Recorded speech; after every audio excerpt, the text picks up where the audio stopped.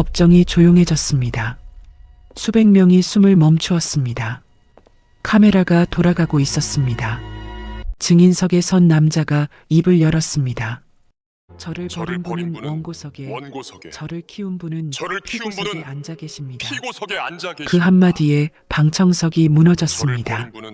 울음소리가 터졌습니다.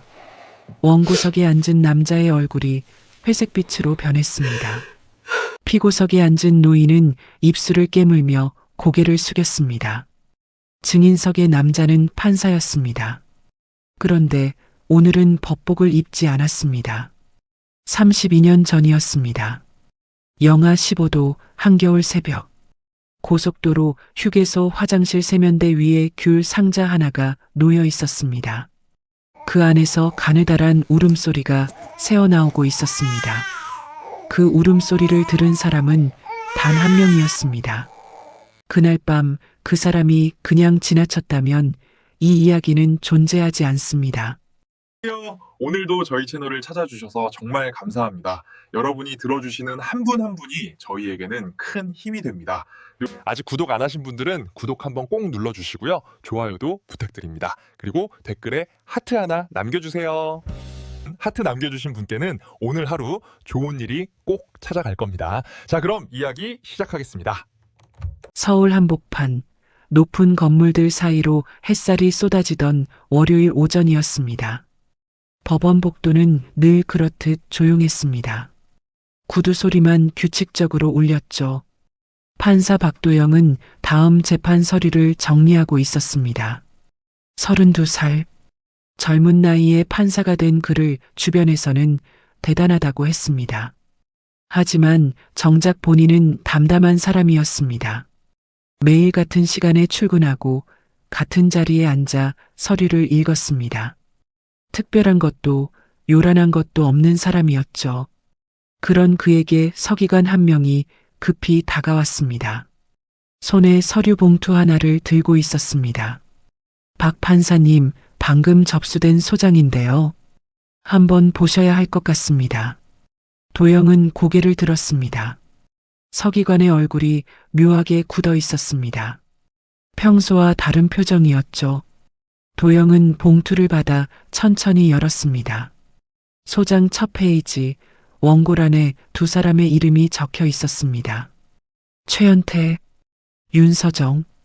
그 아래 청구 취지가 이어졌습니다. 친생자 인지 및 양육권 반환 청구. 도영의 손가락이 멈췄습니다. 종이를 잡은 손끝이 미세하게 떨렸습니다. 심장이 한 박자 빠르게 뛰었습니다. 얼굴에는 아무 표정도 떠오르지 않았지만 가슴 속에서는 무언가가 무너지는 소리가 났습니다. 서기관이 물었습니다. 판사님, 괜찮으세요? 네, 괜찮습니다. 도영은 소장을 내려놓았습니다. 그리고 천천히 고개를 돌려 창밖을 바라보았습니다. 법원 창 너머로 봄 햇살이 쏟아지고 있었습니다. 따스한 빛이었습니다. 그런데 이상하게도 등골이 서늘해졌습니다. 마치 한겨울 새벽 차가운 바람이 등을 훑고 지나가는 것 같았습니다. 32회를 살았습니다. 그 긴 시간 동안 한 번도 울리지 않았던 전화번호가 있었습니다. 존재하는지조차 확인하고 싶지 않았던 번호. 그 번호의 주인이 전화 대신 소장을 보내왔습니다. 법원이라는 도영이 매일 서 있는 바로 이 건물을 통해서 말입니다. 도영은 서류를 다시 봉투에 넣었습니다. 손이 떨리지 않도록 의식적으로 천천히 움직였습니다. 서랍을 열고 봉투를 넣고 서랍을 닫았습니다. 그리고 아무 일도 없었다는 듯 다음 재판 서류를 펼쳤습니다. 하지만 글자가 읽히지 않았습니다. 눈앞에서 활자들이 흐려졌습니다. 소장에 적힌 한 줄이 머릿속에서 계속 맴돌았습니다. 원고는 피고가 양육 중인 아이의 친생 부모임을 확인하고 해당 자녀의 인도를 청구한다. 32살이 넘은 사람을 그들은 아이라고 불렀습니다. 그날 저녁 도영은 퇴근길이 유난히 길게 느껴졌습니다. 지하철을 타고 버스를 갈아타고 좁은 골목길을 걸어 원룸에 도착했습니다. 현관문을 열자 어두운 방 안에 혼자만의 공기가 고여 있었습니다. 신발을 벗고 불을 켜는 것까지가 하루의 마지막 루틴이었죠. 판사라는 직함이 무색하게 도영의 집은 소박했습니다. 작은 책상 하나, 책꽂이 하나, 싱글 침대 하나. 그게 전부였습니다. 냉장고를 열었습니다. 택배로 도착한 반찬통이 2개 놓여 있었습니다. 아버지 박종수가 직접 담가 보낸 것들이었습니다. 하나는 깍두기, 하나는 멸치볶음. 도영은 깍두기통 뚜껑을 열었습니다. 뚜껑 안쪽에 포스트잇이 붙어 있었습니다. 삐뚤빼뚤한 글씨, 볼펜 잉크가 번져 있었습니다. 많이 먹어라. 아버지가. 도영의 입꼬리가 살짝 올라갔습니다. 아버지는 늘 이랬습니다. 전화로는 밥은 먹었나 한마디가 전부인 사람이었죠. 대신 이렇게 반찬통 뚜껑 안쪽에 짧은 메모를 남겼습니다. 말보다 손이 먼저 움직이는 사람. 그게 아버지였습니다. 도영은 밥을 지었습니다. 전기밥솥에서 김이 올라오는 동안 아버지에게 전화를 걸었습니다. 신호음이 3번 울린 뒤 굵은 목소리가 들렸습니다. 왜 무슨 일이가? 아버지, 깍두기 잘 받았어요. 맵지는 않나? 이번에 고춧가루를 좀 많이 넣었는데. 아니요, 딱 좋아요. 잘 먹을게요. 전화기 너머로 TV 소리가 들렸습니다. 아마 저녁 뉴스를 보고 계신 거겠죠. 시골 작은 집, 마루에 앉아 혼자 텔레비전을 보는 아버지의 모습이 눈에 그려졌습니다. 도영은 입술을 꽉 깨물었습니다. 오늘 받은 소장 이야기를 꺼내야 했습니다. 아버지에게 알려야 했습니다. 하지만 입이 열리지 않았습니다. 목구멍 안쪽이 바짝 말랐습니다. 아버지, 요즘 무릎은 좀 어떠세요? 뭐, 그저 그렇지. 살만하다. 병원은 다니시고요? 아이고, 잔소리는. 다닌다 다녀. 평범한 대화였습니다. 아들이 아버지의 건강을 묻고 아버지가 괜찮다고 대답하는 일상적인 전화. 그런데 도영은 이 평범함이 오늘따라 눈물겹도록 소중하게 느껴졌습니다. 가슴 한쪽이 뜨겁게 조여왔습니다.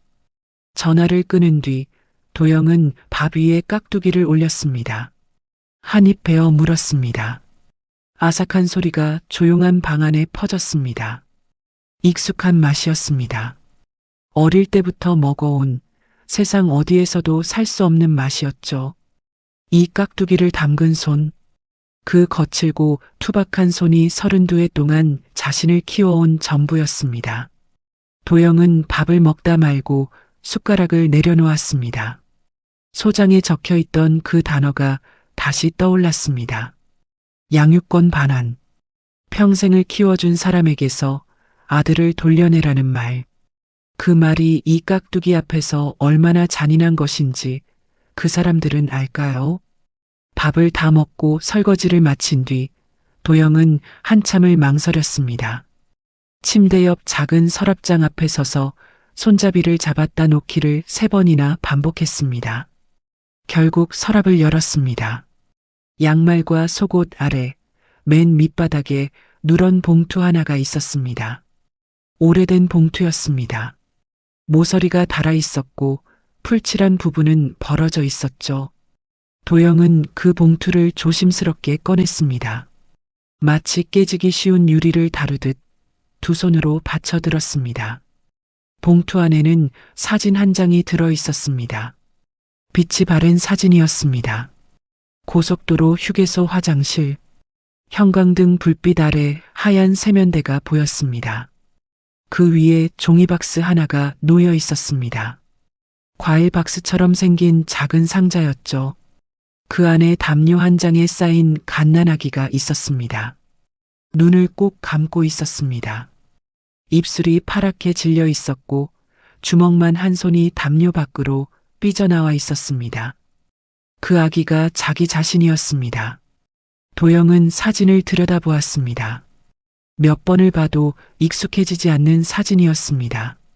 가슴 깊은 곳에서 무언가가 짓눌리는 느낌이 올라왔습니다. 숨이 턱 막혔습니다. 사진을 뒤집었습니다. 뒷면에 글씨가 적혀 있었습니다. 둥글둥글한 글씨체, 어머니의 필체였습니다. 2024년 1월 3일, 우리 아들을 만난 날. 어머니 김수님. 도영은 그 이름을 마음속으로 불렀습니다. 초등학교 3학년 때 돌아가신 어머니. 기억나는 건 많지 않았습니다. 새벽마다 부엌에서 나던 칼질 소리, 등굣길에 잡아주던 따뜻한 손, 그리고 잠들기 전 이마에 닿던 입술. 그게 전부였습니다.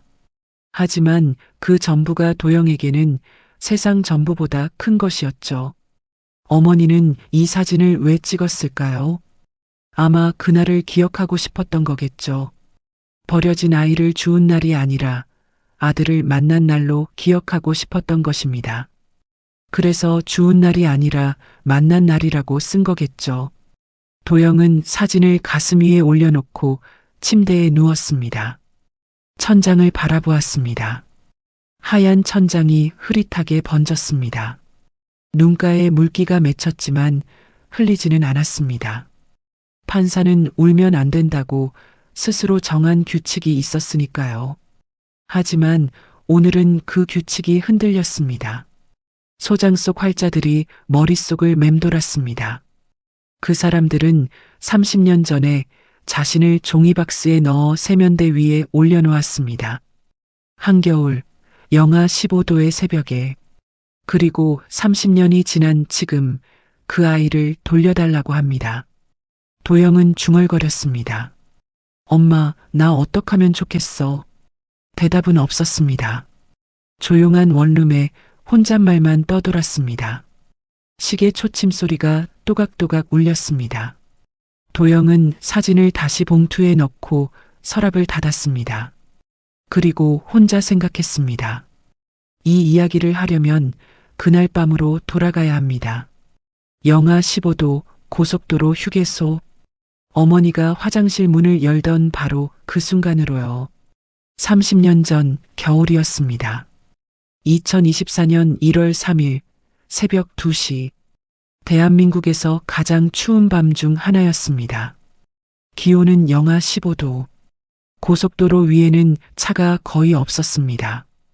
간간히 화물트럭 한두 대가 헤드라이트를 켜고 어둠 속을 달렸습니다. 그중 하나가 박종수의 트럭이었습니다. 종수는 부산에서 서울까지 냉동 생선을 싣고 올라가는 중이었습니다. 조수석에는 아내 김수님이 앉아 있었습니다. 장거리 운행이 잦은 남편이 걱정되어 가끔 따라 나서곤 했죠. 수님은 무릎 위에 담요를 덮고 졸고 있었습니다. 종수는 졸음이 밀려올 때마다 창문을 열어 찬바람을 맞았습니다. 손가락이 곱았지만 핸들을 놓을 수는 없었습니다. 여보, 나 화장실 좀 가야 해. 수님이 눈을 비비며 말했습니다. 종수는 고개를 끄덕이고 가장 가까운 휴게소로 빠졌습니다. 한밤중에 휴게소는 텅 비어 있었습니다. 가로등 불빛만 쓸쓸하게 주차장을 비추고 있었죠. 매점도 문을 닫았고 사람의 그림자는 어디에도 없었습니다. 수님이 트럭에서 내렸습니다. 입에서 하얀 입김이 피어올랐습니다. 패딩 점퍼 지퍼를 목까지 올리고 종종 걸음으로 화장실로 향했습니다. 여자 화장실 문을 열었습니다. 형광등이 깜빡거리고 있었습니다. 차가운 타일 바닥에 물기가 얼어붙어 있었죠. 그때였습니다. 소리가 들렸습니다. 아주 작은 소리였습니다. 처음에는 고양이 울음소리인 줄 알았습니다. 가늘고 힘없는 소리, 끊어질 듯 이어지는 울음이었습니다. 수님은 걸음을 멈추었습니다. 귀를 기울였습니다. 소리는 세면대 쪽에서 나고 있었습니다. 수님이 천천히 다가갔습니다. 세면대 위에 종이박스 하나가 놓여 있었습니다. 귤박스였습니다. 옆면에 제주 감귤이라는 글자가 인쇄되어 있었죠. 상자 안을 들여다본 수님의 심장이 멈추는 것 같았습니다. 온몸에 소름이 돋았습니다. 다리에 힘이 풀렸습니다. 아기였습니다. 갓난아기. 얇은 담요 한 장에 쌓여 있었습니다. 입술이 파랗게 질려 있었고 작은 몸이 가늘게 떨고 있었습니다. 눈은 감겨 있었습니다. 울음소리마저 점점 작아지고 있었습니다. 힘이 빠져가는 거였죠. 수님은 생각할 겨를도 없이 아기를 들어 올렸습니다. 두 팔로 꽉 안았습니다. 아기의 몸이 얼음장 같았습니다. 차가운 체온이 팔을 타고 전해져 왔습니다. 수님의 눈에서 눈물이 쏟아졌습니다. 자기도 모르게 입이 열렸습니다. 세상에, 세상에. 그 말밖에 나오지 않았습니다. 수님은 입고 있던 패딩 점퍼를 벗어 아기를 감쌌습니다. 그리고 미끄러운 바닥을 뛰었습니다. 화장실 문을 박차고 나와 주차장을 가로질렀습니다. 한겨울 새벽 내복 차림으로 달리는 여자의 모습은 누가 봐도 다급했습니다. 종수가 트럭 안에서 이를 보고 문을 열었습니다. 여보, 여보, 이것 좀 봐. 수님이 트럭 문을 열며 소리쳤습니다. 종수의 눈이 커졌습니다. 아내의 품에 안긴 작은 것. 그것이 사람이라는 걸 알아차리는데 몇 초가 걸렸습니다. 종수는 말을 잇지 못했습니다. 운전석에서 몸을 돌려 아내의 품을 바라보았습니다. 패딩 점퍼에 쌓인 작은 덩어리, 가느다란 울음소리가 새어나오고 있었습니다. 종수의 입이 벌어졌습니다. 두 눈이 흔들렸습니다.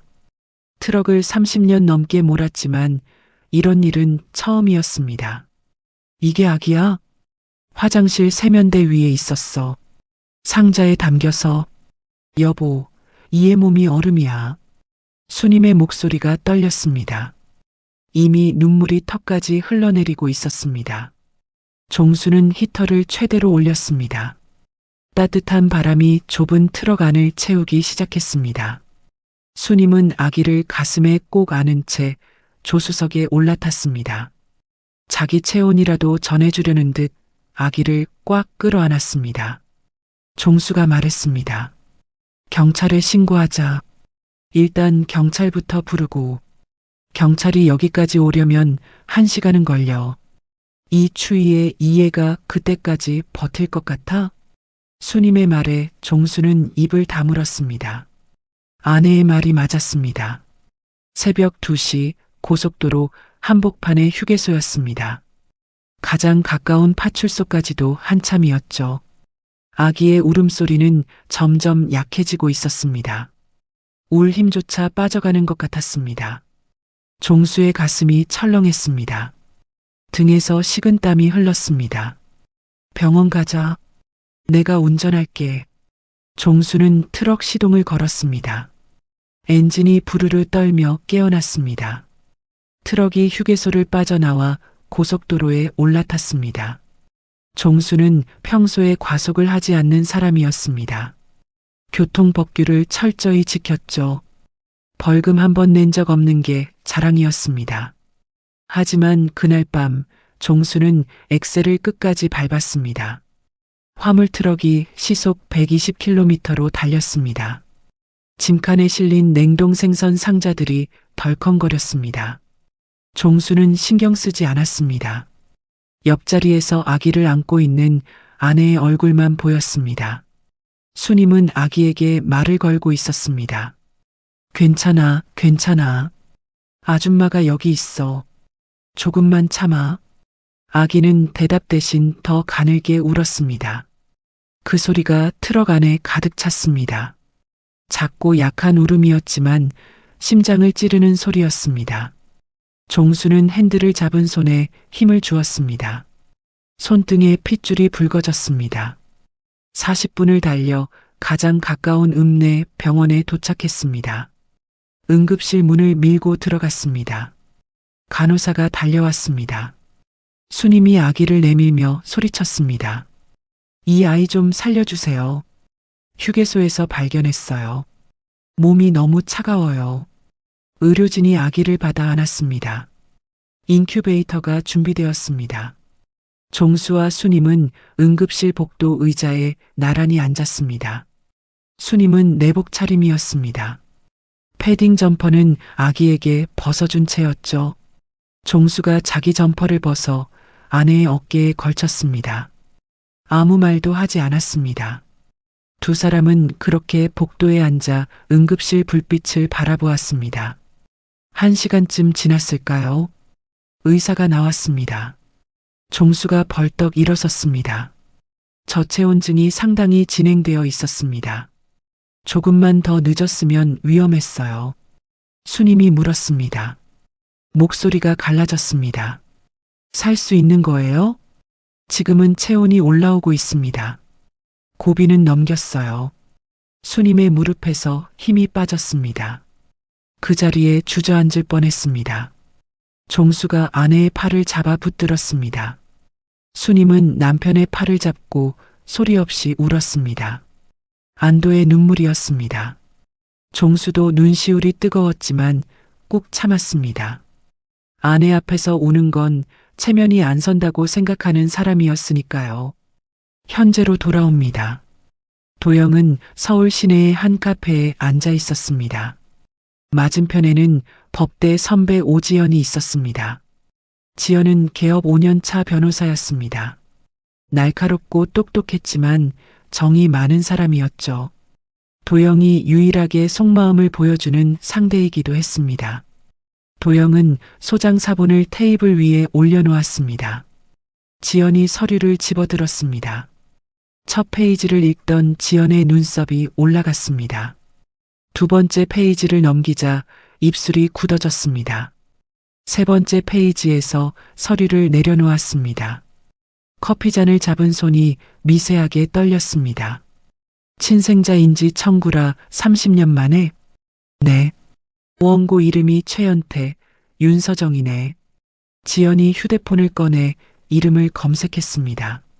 화면을 스크롤하던 손이 멈추었습니다. 얼굴에서 혈기가 빠졌습니다. 지연이 천천히 고개를 들었습니다. 성진그룹 회장이야. 최연태. 시가총액 5조 원짜리 기업 오너. 도영아, 내 친부모가 이 사람들이라는 거야? 도영은 커피를 한 모금 마셨습니다. 표정이 변하지 않았습니다.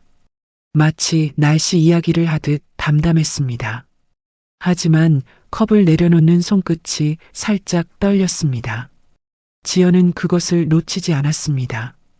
너 지금 놀라지 않는 거야? 설마. 알고 있습니다, 선배. 지연의 눈이 커졌습니다. 카페 안의 소음이 갑자기 멀어지는 것 같았습니다.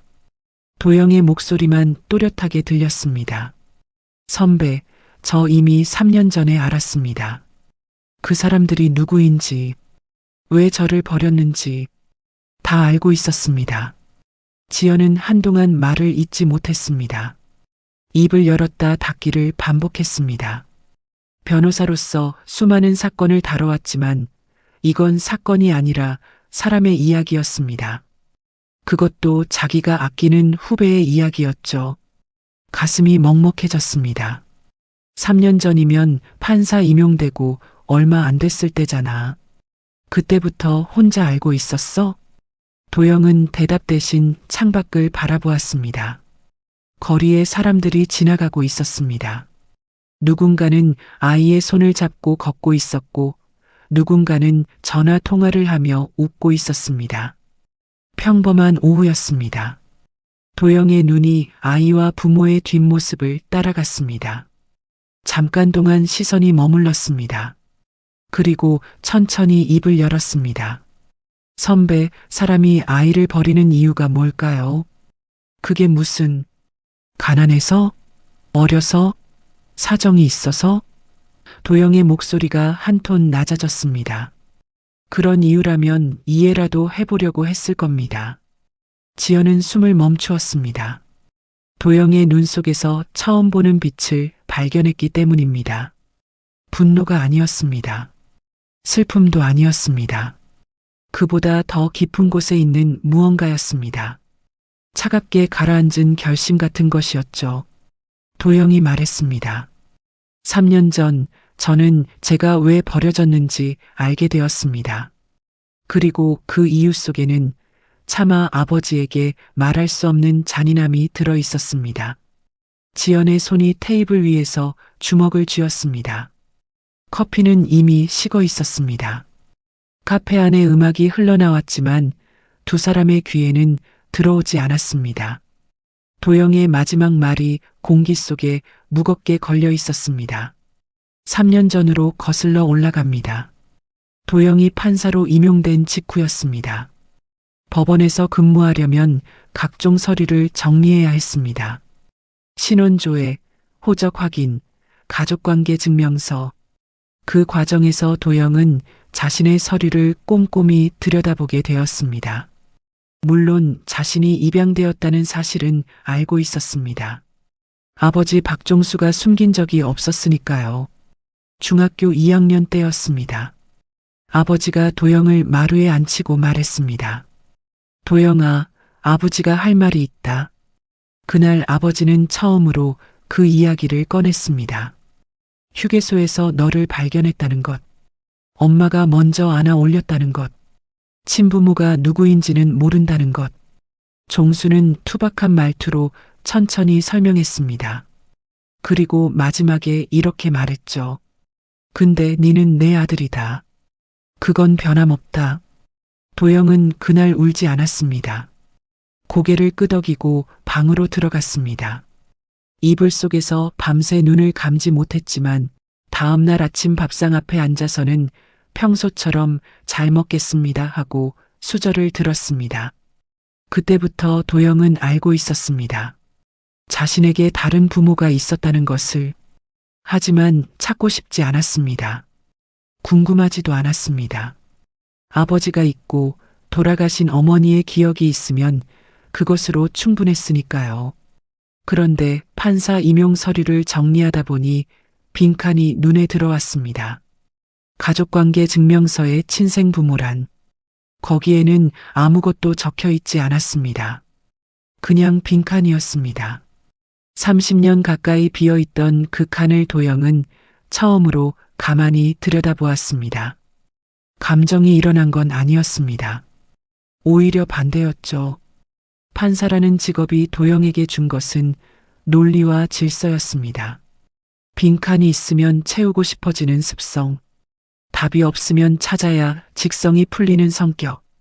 그것이 도영을 움직였습니다. 호기심이라기보다 확인이었습니다. 원망도 기대도 아닌 사실 확인. 도영은 자신의 입양경위 서류를 열람 신청했습니다. 경찰 기록, 병원 기록, 아동보호기관 서류. 하나씩 추적했습니다. 대부분의 기록은 오래되어 흐릿했습니다. 하지만 한 가지 단서가 남아 있었죠.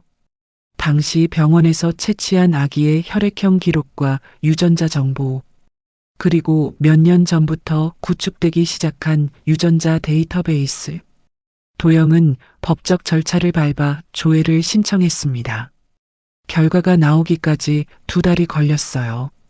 결과지를 받아든 날 도영의 손이 떨렸습니다. 심장이 목구멍까지 올라오는 것 같았어요. 일치하는 가문이 있었습니다.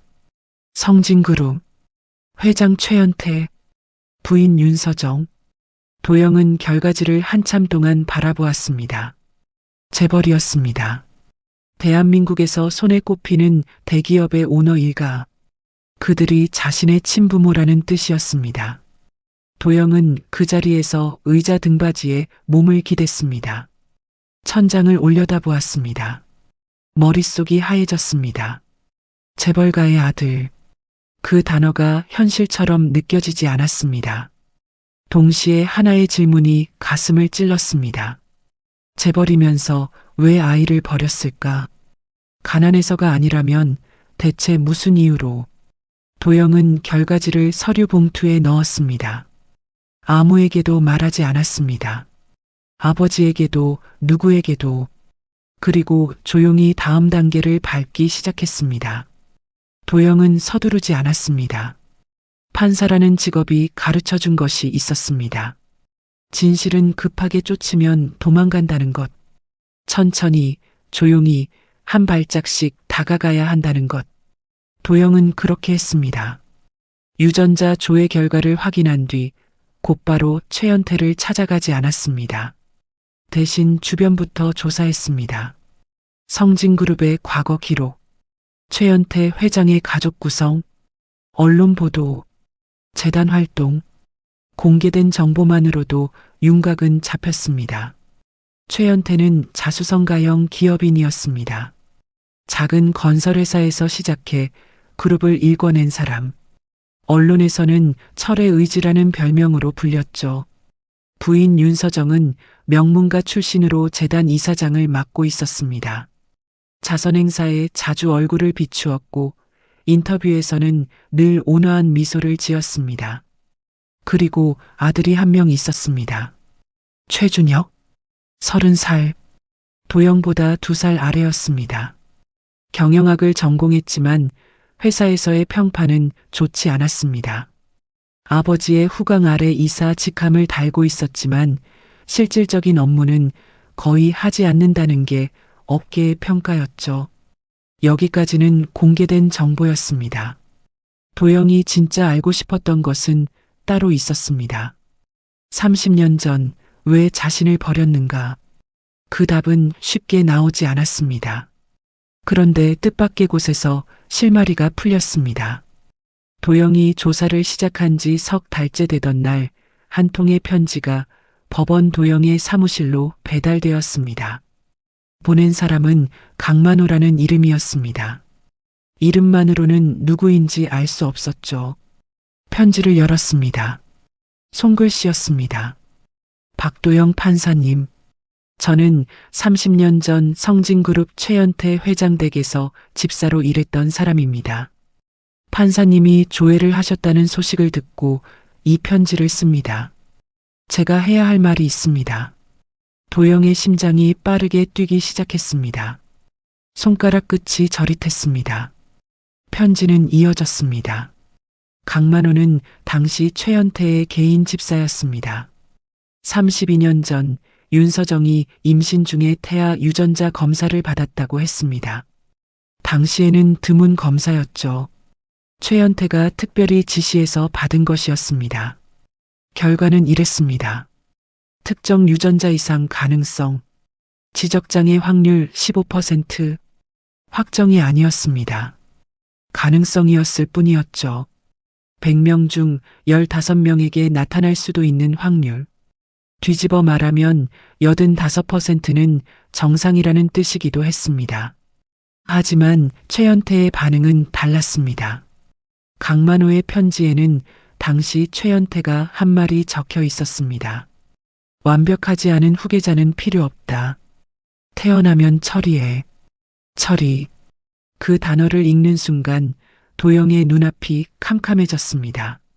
관자놀이가 욱신거렸습니다. 숨이 가팔라졌습니다.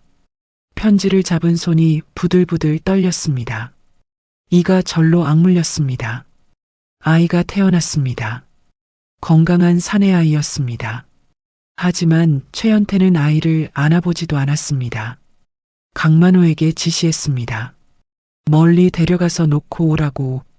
강만호는 갓난아기를 안고 한겨울밤에 차를 몰았습니다. 그리고 고속도로 휴게소 화장실 세면대 위에 귤 상자를 올려놓았습니다. 담요 한 장과 분유 한 통, 그리고 메모 한 장. 부디 잘 키워주세요. 그 메모는 최연태가 쓴 것이 아니었습니다. 강만호가 자기 양심으로 남긴 마지막 한 줄이었습니다. 도영은 편지를 다 읽고 한참을 움직이지 못했습니다. 사무실 의자에 앉은 채 허공을 바라보았습니다. 15%. 그 숫자가 머릿속에서 맴돌았습니다. 그것이 자기 목숨의 무게였습니다. 다시 현재입니다. 카페에 앉은 도영은 이 모든 이야기를 지연에게 들려주었습니다. 담담한 목소리였습니다. 마치 남의 사건을 설명하는 것처럼 차분했습니다.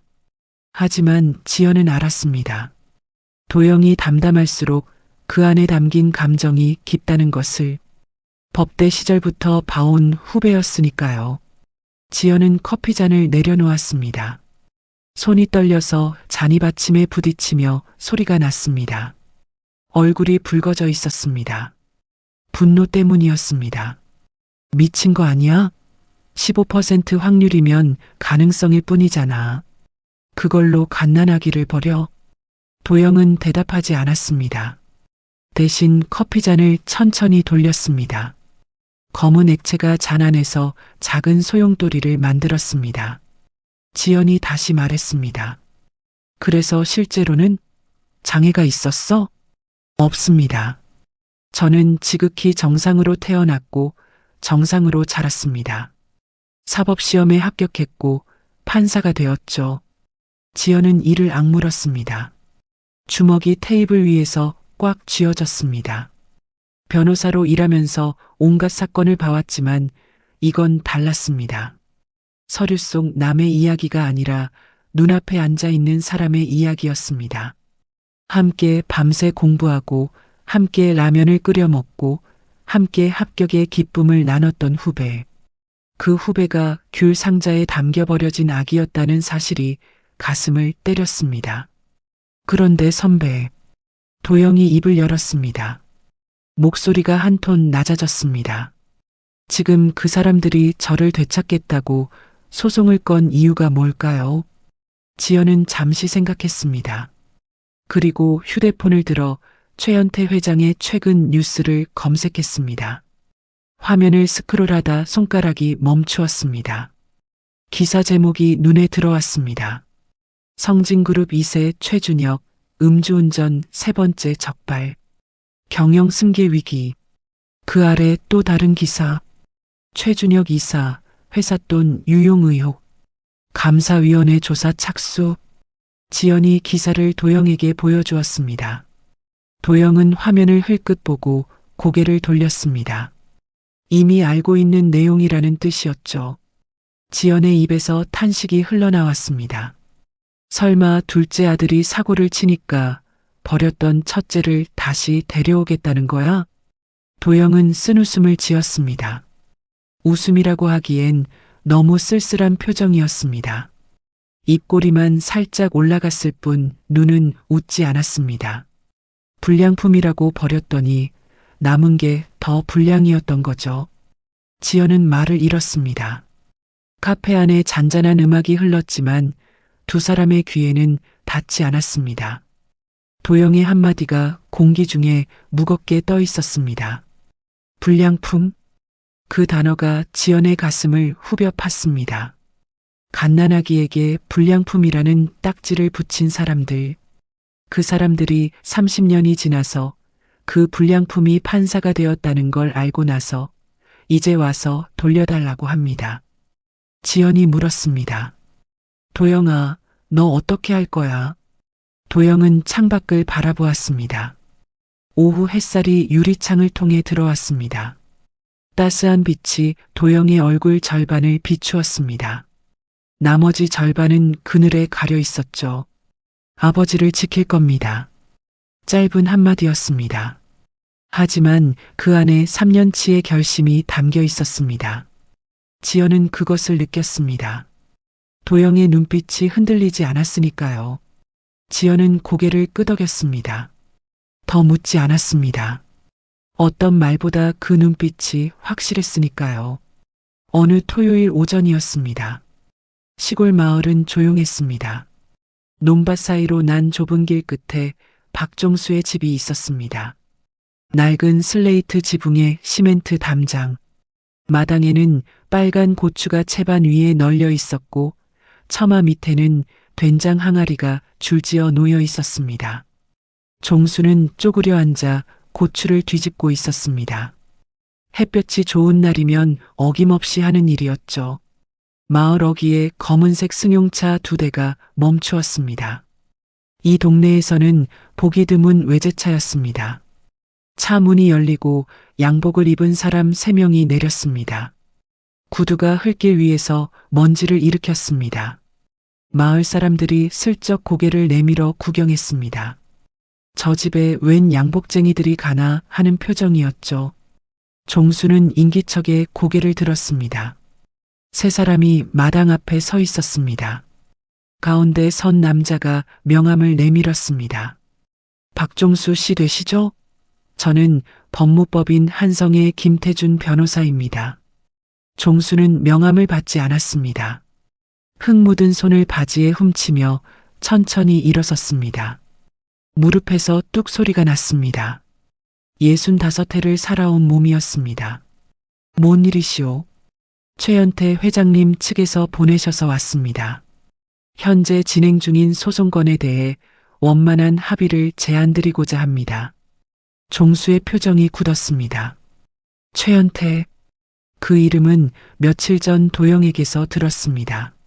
소송이 들어왔다는 것, 친부모라는 사람들이 나타났다는 것. 도영은 전화로 간단하게만 말했습니다. 걱정하지 말라고, 자기가 처리하겠다고. 하지만 종수는 잠을 이루지 못했습니다. 30년 동안 가슴 한켠에 묻어두었던 두려움. 언젠가 누군가 나타나 아들을 데려갈지도 모른다는 그 두려움이 현실이 된 것이었으니까요. 변호사가 서류 가방에서 봉투를 꺼냈습니다. 단도직입적으로 말씀드리겠습니다. 최 회장님께서 합의금으로 30억 원을 제안하셨습니다. 소송을 취하하는 조건은 아니고 박종수 씨께서 자발적으로 양육권을 반환해 주신다면 그에 대한 감사의 표시로. 잠깐. 종수가 말을 끊었습니다. 목소리가 낮았습니다. 화가 난 건지 당황한 건지 알 수 없는 어조였습니다. 종수는 변호사를 똑바로 바라보았습니다. 주름진 얼굴, 햇볕에 그을린 피부, 거친 손. 트럭 운전대를 30년 넘게 잡았던 사람의 얼굴이었습니다. 그래서 내 아들 가격이 30억이라는 거요?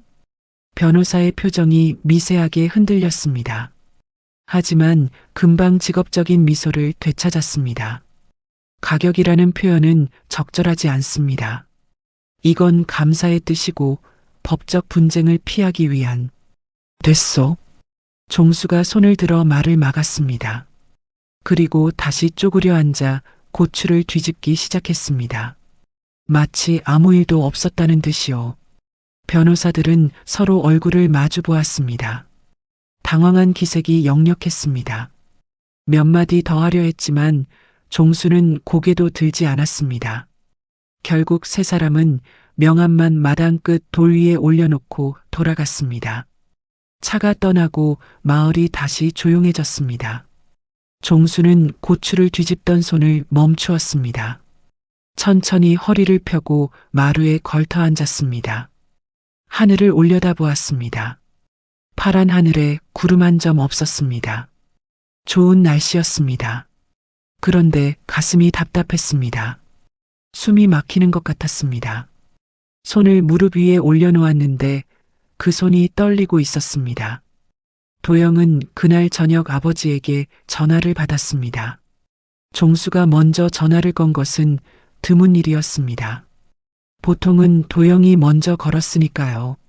전화기 너머로 아버지의 목소리가 들렸습니다. 평소보다 조금 느렸습니다. 도영아, 오늘 사람들이 왔다 갔다. 도영의 손이 멈추었습니다. 저녁을 준비하려고 칼을 잡고 있던 손이 허공에서 굳었습니다. 심장이 쿵 내려앉았습니다. 무슨 사람들이요? 양복 입은 사람 셋이. 변호사라고 했나? 합의를 하자면서 돈을 준다더라. 얼마를 제시했어요? 30억인가 뭔가. 잘 모르겠다. 숫자가 너무 커서 실감이 안 나더라. 도영은 눈을 감았습니다. 이를 꽉 깨물었습니다. 턱 근육이 단단하게 굳었습니다. 그 사람들이 아버지를 직접 찾아간 것이었습니다. 서울에 있는 자신을 건너뛰고 시골에 혼자 계시는 아버지에게 먼저 간 것이었죠. 의도가 뻔했습니다. 혼자 있는 노인을 압박하려는 것이었습니다. 아버지, 절대 합의하시면 안 됩니다. 제가 다 처리할게요. 그래, 나도 안 한다고 했다. 근데 종수의 말이 잠깐 끊겼습니다. 전화기 너머로 한숨소리가 들렸습니다. 작지만 깊은 한숨이었습니다.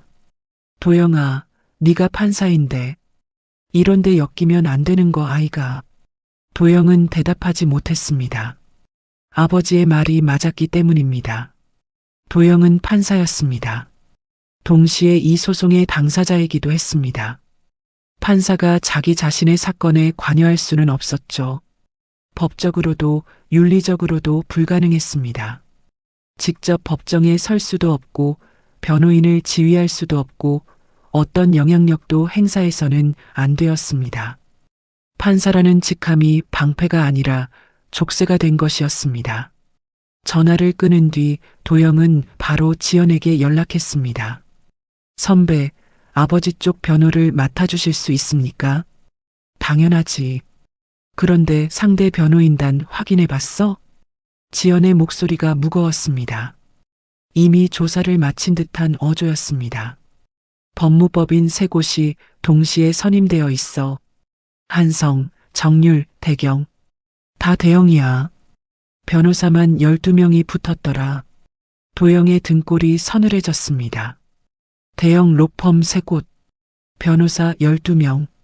그 반대편에는 지연 혼자였습니다. 개업 5년차, 사무실 직원 3명의 작은 사무소. 싸움의 규모가 처음부터 기울어져 있었습니다. 선배, 부담되시면. 부담 안 되면 그게 변호사야? 맡을게. 대신 너는 절대 앞에 나서지 마. 판사가 자기 사건에 관여한 게 알려지면 너 옷 벗어야 해. 도영은 알고 있었습니다. 그래서 더 괴로웠습니다. 아버지가 공격받고 있는데 아들이 나설 수 없는 상황. 칼을 가지고 있는데 칼집에서 빼지 못하는 것과 같았습니다. 도영은 전화를 끊고 책상 앞에 앉았습니다. 양손으로 얼굴을 감싸 쥐었습니다. 손가락 사이로 거친 숨이 새어나왔습니다. 판사라는 자리가 이렇게 무력할 수도 있다는 걸 도영은 그날 처음 알았습니다. 첫 번째 법정 심리가 열렸습니다. 서울가정법원 제3호 법정. 오전 10시. 도영은 판사가 아닌 방청인 자격으로 법정에 들어섰습니다. 법복 대신 평범한 회색 양복을 입고 있었습니다. 방청석 맨 뒷줄에 앉았습니다. 눈에 띄지 않으려고 했지만 심장은 이미 빠르게 뛰고 있었습니다. 피고석에 아버지 박종수가 앉아 있었습니다. 양복을 빌려 입은 것이 한눈에 보였습니다. 어깨가 맞지 않았고 소매가 조금 길었습니다. 넥타이는 아마 도영이 예전에 두고 간 것이겠죠. 매듭이 비뚤어져 있었습니다. 종수는 두 손을 무릎 위에 가지런히 올려놓고 앞을 바라보고 있었습니다. 긴장한 기색이 역력했습니다. 법원이라는 공간 자체가 종수에게는 낯선 세계였으니까요. 원고석에는 최연태 회장과 윤서정이 앉아 있었습니다. 최연태는 맞춤 양복에 은퇴 안경을 쓰고 있었습니다. 등을 꼿꼿이 세우고 앉은 자세. 수십 년간 회의실 상석에 앉았던 사람의 자세였죠. 윤서정은 그 옆에서 손수건을 만지작거리고 있었습니다. 눈가가 붉었습니다. 마치 오래 울었던 사람처럼 보였습니다. 하지만 도영은 알았습니다. 그 눈물이 진짜인지 아닌지를. 심리가 시작되었습니다. 원고 측 수석 변호사가 일어섰습니다. 키가 크고 목소리가 낭낭한 사람이었습니다.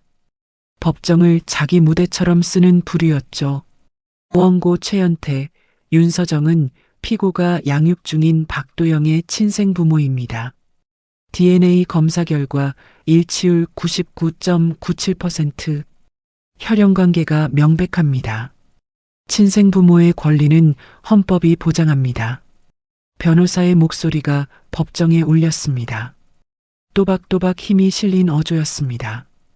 이어서 변호사는 방향을 틀었습니다. 피고 측, 즉 양부 박종수의 양육 환경을 문제 삼기 시작한 것이었습니다. 피고 박종수 씨는 중졸 학력의 트럭 운전사입니다. 배우자는 이미 사망했고 현재 홀로 시골에 거주하고 있습니다. 경제적 능력은 국민연금과 소액의 저축이 전부입니다. 종수의 어깨가 움츠러들었습니다. 도영은 그것을 보았습니다. 아버지의 넓던 어깨가 작아지는 것을, 고개가 조금씩 숙여지는 것을, 도영의 주먹이 허벅지 위에서 꽉 쥐어졌습니다. 손톱이 손바닥을 파고들었습니다. 변호사는 멈추지 않았습니다. 반면 원고 측은 대한민국 상위 0.1%의 경제력을 보유하고 있으며 최고의 교육 환경과 의료 환경을 제공할 수 있습니다. 자녀의 복리를 고려한다면 지연이 이의를 제기했습니다. 재판장님, 원고 측은 30년 전 갓난아이를 유기한 당사자입니다. 양육 환경을 논하기 전에 유기 사실부터 심리해야 합니다. 재판장이 고개를 끄덕였지만 원고 측 변호사는 여유로운 표정이었습니다. 준비한 논리가 많다는 뜻이었죠. 심리는 1시간 넘게 이어졌습니다. 그 시간 동안 종수는 한마디도 하지 못했습니다. 피고석에 앉아 고개를 숙인 채 손만 만지작거렸습니다. 법률 용어가 난무하는 법정에서 종수는 완전히 이방인이었습니다. 심리가 끝나고 법정을 나서는데 종수가 도영을 발견했습니다. 아들의 눈이 빨갛게 충혈되어 있었습니다. 종수가 먼저 말했습니다. 괜찮다, 도영아. 아버지 괜찮아. 괜찮지 않다는 걸 둘 다 알고 있었습니다. 도영은 아버지의 비뚤어진 넥타이 매듭을 고쳐주었습니다. 손이 떨렸지만 내색하지 않았습니다. 법원 복도에 오후 햇살이 비스듬히 들어왔습니다. 그 빛 아래서 아버지의 흰머리가 유난히 많이 보였습니다. 2차 심리가 끝났습니다. 결과는 좋지 않았습니다. 재판부가 중간 판결을 내렸습니다. 원고의 친생자인지 청구는 DNA 감정 결과 및 관련 법리에 비추어 타당하다. 법적으로 최연태와 윤서정이 도영의 친부모라는 사실이 공식 인정된 것이었습니다. 물론 양육권 반환 여부는 별도 심리가 필요했지만 사실상 1라운드는 패배였습니다. 지연이 도영에게 전화로 결과를 알렸을 때 도영은 한참 동안 아무 말도 하지 않았습니다. 전화기 너머로 침묵만 흘렀습니다. 지연도 억지로 말을 채우지 않았습니다. 할 수 있는 위로가 없었으니까요. 법원을 나서는 종수의 발걸음이 느렸습니다. 빌려 입은 양복이 더 크게 느껴졌습니다. 어깨가 축 처져 있었고 시선은 바닥에 머물러 있었습니다. 법원 로비를 지나 현관을 나서는데 도영이 기다리고 있었습니다. 기둥 옆에 서서 아버지를 보고 있었습니다. 종수가 아들을 발견했습니다. 두 사람의 시선이 마주쳤습니다. 종수는 웃으려 했습니다. 괜찮다는 표정을 지으려 했습니다. 하지만 입꼬리가 올라가지 않았습니다. 대신 눈가가 떨렸습니다. 얼굴 근육이 제 맘대로 움직이지 않았죠. 종수가 천천히 입을 열었습니다. 도영아, 네 아버지. 아버지가 미안하다. 도영의 가슴이 쿵 내려앉았습니다. 숨이 턱 막혔습니다. 아버지가 사과할 일이 무엇이 있다고. 영하 15도에서 자신을 살려낸 사람이 새벽마다 트럭을 몰아 학비를 벌어준 사람이 무엇이 미안하다는 것인지. 종수가 말을 이었습니다. 목소리가 갈라졌습니다. 아버지가 좀 더 배운 사람이었으면, 돈이 있었으면, 그 변호사 말처럼 좋은 환경에서 니를 키웠으면, 그러면 저 사람들한테 이렇게 끌려다니지 않았을 텐데. 종수의 눈에서 눈물이 흘렀습니다. 주름진 볼을 타고 천천히 내려왔습니다. 종수는 눈물을 닦지 않았습니다. 닦을 여유조차 없었습니다. 30년 동안 아들 앞에서 울지 않았던 사람이었습니다. 아내가 세상을 떠났을 때도, 허리를 다쳐 트럭을 못 몰게 되었을 때도 이를 악물고 참았던 사람이었습니다. 그런 사람이 법원 현관 앞에서 울고 있었습니다. 도영은 아버지 앞에 무릎을 꿇었습니다. 법원 현관이었습니다. 사람들이 오가는 복도 한가운데였습니다. 지나가던 사람들이 걸음을 멈추고 바라보았습니다. 양복을 입은 젊은 남자가 노인 앞에서 무릎을 꿇고 있는 모습. 도영은 주위의 시선을 신경 쓰지 않았습니다. 아버지의 거친 손을 두 손으로 잡았습니다. 트럭 핸들을 잡아 굳은 살이 박힌 손, 고추를 말리느라 갈라진 손가락. 그 손이 떨리고 있었습니다. 아버지, 절대 그런 말씀하지 마세요. 도영의 목소리도 떨렸습니다. 참으려 했지만 참을 수 없었습니다. 눈에서 눈물이 쏟아졌습니다. 판사는 울면 안 된다는 규칙 같은 건 이미 깨져 있었습니다. 제가 판사가 된 건 아버지 때문이에요. 새벽 4시에 도시락 싸주시던 아버지 때문에, 비 오는 날 트럭 몰고 학교 앞까지 데려다 주시던 아버지 때문에, 아버지가 아니었으면 저는 판사는커녕 아무것도 못 됐어요. 종수는 아들의 어깨를 잡았습니다. 두 손으로 꽉 잡았습니다. 말은 하지 못했습니다. 입술만 떨렸습니다. 두 사람은 법원 현관 앞에서 한참을 그렇게 있었습니다. 아버지는 서서, 아들은 무릎을 꿇은 채. 오후 햇살이 두 사람 위에 쏟아졌습니다. 지나가던 누군가가 고개를 돌렸고 또 누군가는 눈시울을 훔쳤습니다. 그날 밤이었습니다. 도영은 원룸으로 돌아왔습니다. 현관문을 닫고 불도 켜지 않은 채 바닥에 주저앉았습니다. 어둠 속에서 한참을 움직이지 않았습니다. 법원 현관에서 아버지 앞에 무릎을 꿇었을 때는 단단했던 마음이 혼자가 되니 무너졌습니다. 온몸에서 힘이 빠졌습니다. 천장을 올려다보았지만 아무것도 보이지 않았습니다. 어둠뿐이었습니다. 중간 판결의 무게가 가슴을 짓눌렀습니다. 친생자인지가 인정되었다는 것, 법적으로 최연태와 윤서정이 자신의 부모라는 것, 그 사실이 활자로 확정되어 법원 기록에 남았다는 것. 도영은 구역질이 날 것 같았습니다. 자신을 귤 상자에 담아 세면대 위에 올려놓은 사람들이 법적으로 부모가 되었습니다. 영하 15도에서 죽어가던 자신을 살려낸 사람은 피고석에 앉아 사과를 하고 있었습니다. 법이 미웠습니다. 자신이 매일 서 있는 그 법정이 오늘은 세상에서 가장 잔인한 장소였습니다. 도영은 일어섰습니다. 더듬더듬 방 구석에 있는 책꽂이로 갔습니다. 맨 아래 칸 책들 뒤에 숨겨둔 작은 상자가 있었습니다. 어머니의 유품이었습니다. 아버지가 몇 년 전 집을 정리하다 보내준 것이었죠. 안에는 낡은 머리핀 하나, 빛바랜 손수건 하나, 그리고 일기장 한 권이 들어 있었습니다. 도영은 일기장을 꺼냈습니다. 불을 켰습니다. 작은 스탠드 불빛 아래서 표지를 바라보았습니다.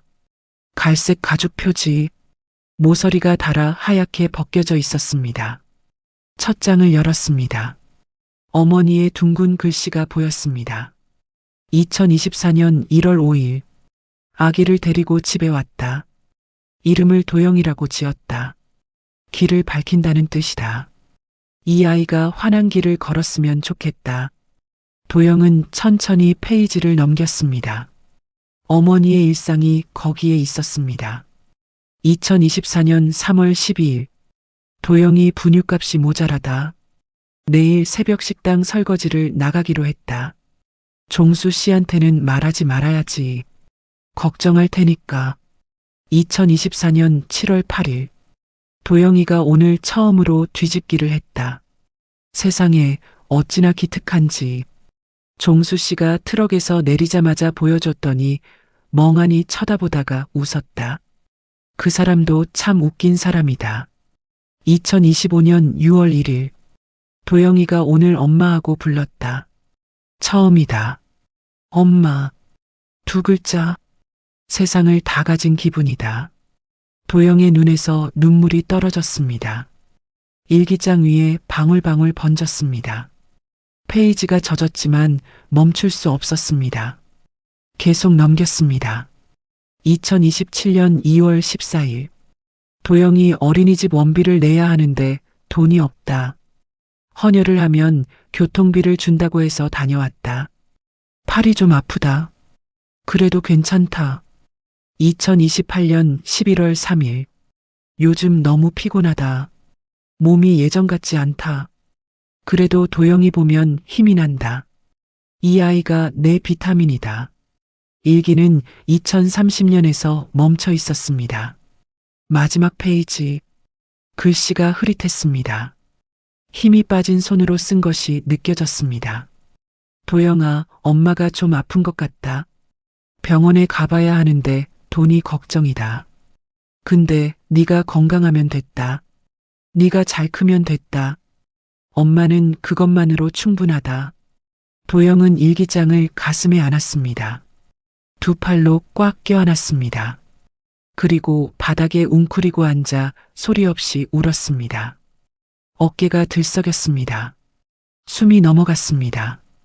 어머니는 분유값을 벌려고 새벽 설거지를 했고 헌혈을 해서 어린이집 원비를 마련했고 아파도 병원에 가지 못했습니다. 그러다 39에 세상을 떠났습니다. 과로였습니다. 한참을 울었습니다. 눈물이 마를 때까지 울고 나서 도영은 천천히 전화기를 들었습니다. 시간은 새벽 1시였습니다. 그래도 전화를 걸었습니다. 신호음이 3번 울린 뒤 지연의 잠긴 목소리가 들렸습니다. 도영아, 이 시간에 무슨 일이야? 선배, 한 가지 부탁드리겠습니다. 말해. 다음 심리전에 제가 직접 재판장에 서겠습니다. 판사가 아니라 증인으로요. 지연은 잠시 침묵했습니다. 그리고 낮은 목소리로 대답했습니다. 알겠어. 준비하자. 전화를 끊은 뒤 도영은 일기장을 다시 품에 안았습니다.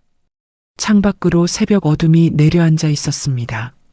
도영은 중얼거렸습니다. 엄마, 이제 내가 할게요. 아무도 몰랐습니다. 도영이 3년 동안 무엇을 해왔는지. 사람들은 도영을 조용한 판사로만 알고 있었습니다. 맡은 재판에 성실하고 불필요한 말을 하지 않으며 퇴근하면 곧장 집으로 돌아가는 사람. 겉으로 보기에는 그랬습니다. 하지만 도영의 서랍 깊숙한 곳에는 3개의 파일이 있었습니다. 3년에 걸쳐 한 장씩 모아온 것들이었죠. 지연의 사무실이었습니다. 새벽 전화 이틀 뒤 도영은 그 파일 3개를 들고 지연을 찾아갔습니다. 테이블 위에 파일을 나란히 올려놓았습니다. 지연이 첫 번째 파일을 열었습니다. 녹취록이었습니다. 파일 표지에 강만호 증언 녹취라고 적혀 있었습니다. 도영이 설명했습니다. 3년 전 집사 강만호 씨에게서 편지를 받았다고 말씀드렸죠. 편지를 받은 뒤 강만호 씨를 직접 만났습니다. 3번 만났습니다. 강만호는 70이 넘은 노인이었습니다.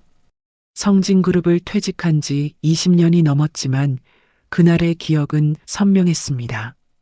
강만호는 도영에게 모든 것을 말해주었습니다. 최연태가 어떤 표정으로 지시했는지, 자신이 어떻게 갓난아기를 차에 태웠는지, 휴게소 화장실에 상자를 놓고 돌아서던 순간 얼마나 다리가 떨렸는지, 그리고 강만호에게는 한 가지 비밀이 있었습니다. 그날 최연태가 전화로 지시한 내용을 녹음해 두었던 것입니다. 집사 생활 30년 동안 몸에 밴 습관이었습니다. 회장의 지시사항을 놓칠까봐 항상 녹음기를 켜두었죠. 그 테이프를 30년 동안 버리지 못했습니다. 양심이 허락하지 않았던 것입니다. 녹취 속 최연태의 목소리는 차가웠습니다. 감정이 없었습니다. 마치 물건 배송을 지시하듯 말했습니다. 불량품은 빨리 처리해. 흔적 남기지 말고. 다음에 제대로 된 걸 낳으면 되니까. 지연은 녹취록을 읽으며 입술을 깨물었습니다. 주먹이 저절로 쥐어졌습니다. 도영이 두 번째 파일을 밀었습니다. 의료 기록이었습니다. 32년 전 태아 유전자 검사 결과지입니다. 당시 검사기관에서 보관하고 있던 원본을 법적 절차를 밟아 확보했습니다. 결과지에는 이렇게 적혀 있었습니다. 특정 유전자 변이 가능성 15%.